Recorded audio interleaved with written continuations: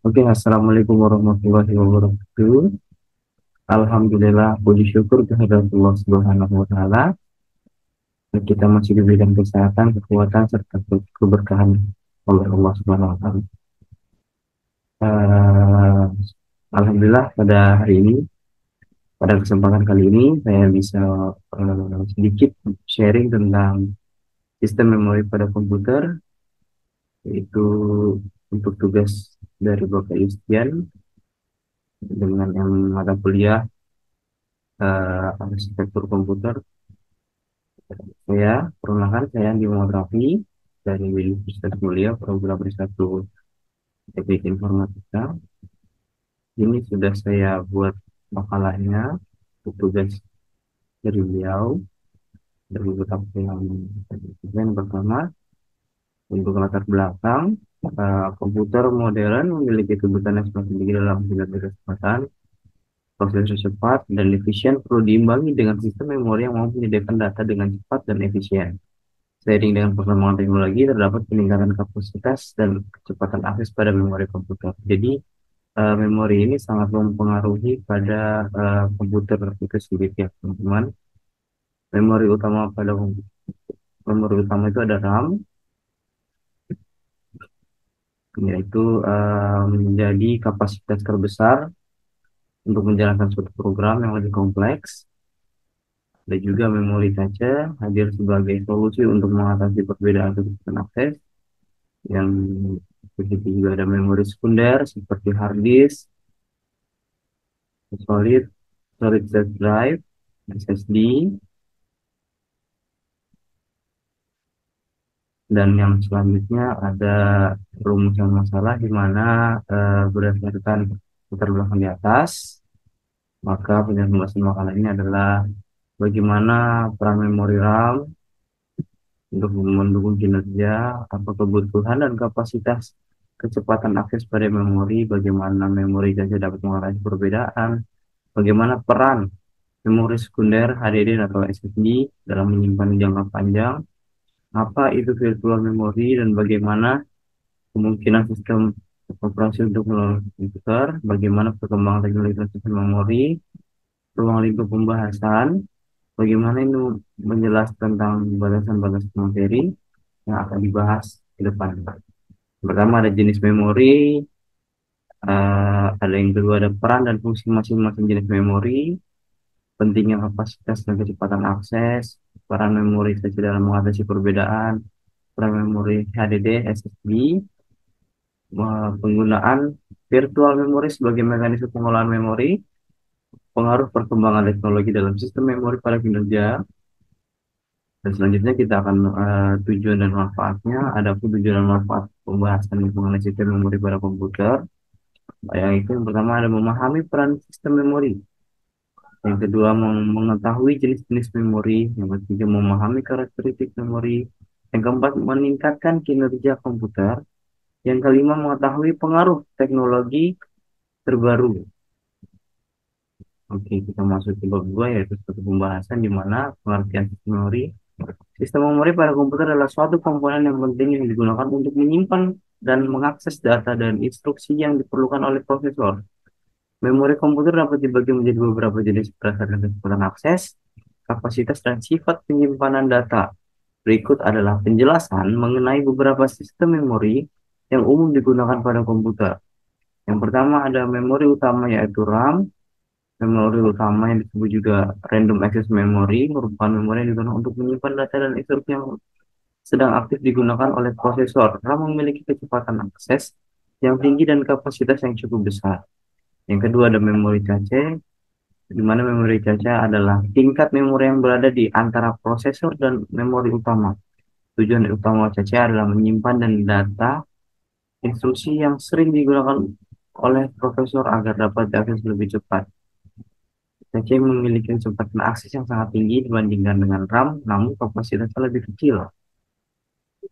Dan yang ketiga ada memori sekunder. Memori sekunder seperti hard disk, drive, atau HDD, dan solid state drive atau SSD digunakan untuk menyimpan data dalam jangka panjang. Memori sekunder memiliki kapasitas yang jauh lebih besar daripada memori utama, tapi kecepatan aksesnya lebih lambat.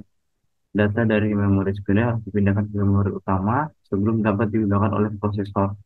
Memori sekunder juga bersifat non-volatile, artinya data tetap tersimpan bahkan saat listrik mati atau komputer dimatikan.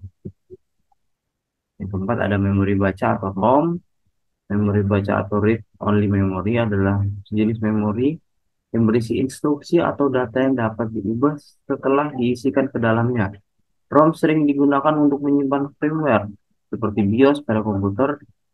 Data di ROM dapat eh, tetap ada meskipun listrik mati dan komputer dimatikan. Dan jenis-jenis memori atas juga beberapa jenis memori khusus lainnya seperti GPU cache atau network memory. Em, Memori yang lebih besar daripada kapasitas fisik tersedia, memori dibagi menjadi dua, yaitu primary memory dan secondary memory. Primary memory itu adalah memori komputer yang secara langsung dapat diakses oleh CPU tanpa menggunakan jalur input atau output komputer, seperti RAM, ROM, flash memory. Secara lebih rinci, fungsi utamanya adalah menyimpan data, menyimpan daya, dan menampung program. Dan yang kedua itu ada secondary memory. Secondary memory itu adalah memori tambahan yang berfungsi untuk menyimpan atau eh, mengelola program. Memori sekunder mempunyai dua tujuan utama, yaitu untuk menyimpan permanen dan membantu fungsi RAM. Contohnya hard disk dan flash disk. Lanjut mengenal jenis-jenis memori yang ada di komputer. Yang pertama ada RAM, yang tadi random access memory yang berfungsi untuk menyimpan data, menyimpan data, dan ini adalah gambar. Yang kedua ada DRAM, dynamic random access memory, yang dijelaskan untuk menyimpan setiap bit. Nah, kemudian ada SRAM atau static random access memory, jenis memori semikonduktor yang tidak menggunakan kapasitor. Dalam hal ini mengakibatkan SRAM tidak perlu lagi disegarkan secara berkala seperti halnya dengan DRAM. Yang ketiga ada ENDORAM atau Extend Data Out Random Access Memory. Adalah jenis RAM yang menyimpan dan mengambil isi. Dan ini adalah contoh gambar dari ENDORAM. Dan yang keempat ada XDRAM atau Synchronous Dynamic Random Access Memory, di mana kemampuan kecepatan lebih cepat daripada EDORAM dan kepingannya terdiri dari 168 pin. RAM ini disinkronasikan oleh clock system dan cocok untuk sistem dengan bus yang memiliki kecepatan 100 mHz. Sebenarnya yang bermada dari RAM, Rambus Dynamic Random Access Memory adalah salah satu tipe RAM dinamis sinkron yang diproduksi oleh Rambus Corporation menggunakan bus speed sebesar 800 mHz. Dan dalam ada RAM atau non-volatile random access memory merupakan jenis RAM yang menggunakan baterai lithium di dalamnya sehingga data yang tersimpan tidak akan hilang meskipun satu daya dimatikan. Tujuh ada DDR SDRAM. Jika pada DDR SDRAM hanya bisa membantu menjalankan instruksi sekali setiap satu clock cycle frekuensi bus, maka DDR SDRAM mampu menjalankan dua instruksi dalam waktu yang sama. Teknik yang digunakan adalah dengan menggunakan secara penuh satu gelombang frekuensi. Jika pada SDRAM biasanya hanya melakukan instruksi pada gelombang positif saja, maka DDR SDRAM menjalankan instruksi pada gelombang positif maupun gelombang negatif. Oleh karena itu, dari itu memori ini dinamakan DDR SDRAM yang merupakan kependekan dari double data, kelajuan 266 MHz, 333 MHz, dan 400 MHz. Kapasitas maksimumnya juga 1 GB, ada chip pada lapisan depan dan belakang RAM. Dan juga ROM. Yang kedua ada ROM, di mana ada read only memory yang dapat bekerja ketika komputer dalam keadaan mati ataupun hidup. Isi ROM secara default sudah disediakan dari pabrik pembuat komputer dan tidak bisa dirubah. Agar komputer berfungsi secara normal, memori ini harus selalu bekerja. ROM berbentuk sebuah sirkuit yang ditanamkan di dalam motherboard. Memori ini menyimpan beberapa program untuk menjalankan komputer. Yang ketiga ada cache memori. Cache merupakan memori yang berfungsi seperti RAM, bekerja lebih responsif pada umumnya.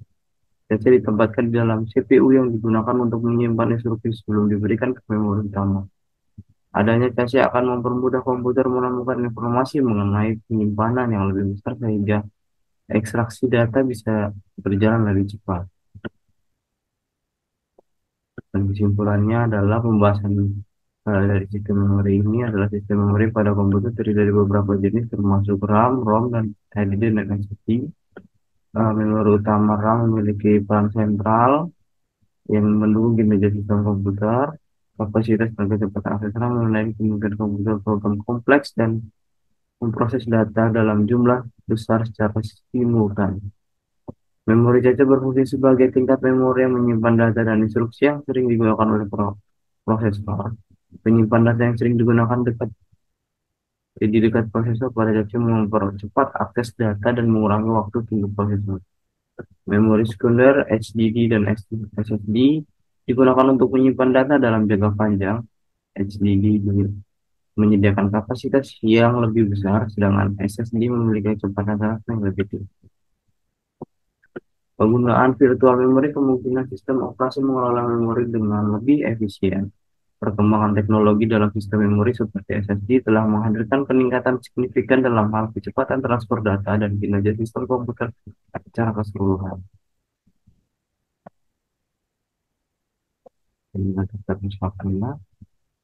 Terima kasih telah mau mendengarkan dan melihat video ini. Semoga bermanfaat bagi kita semua.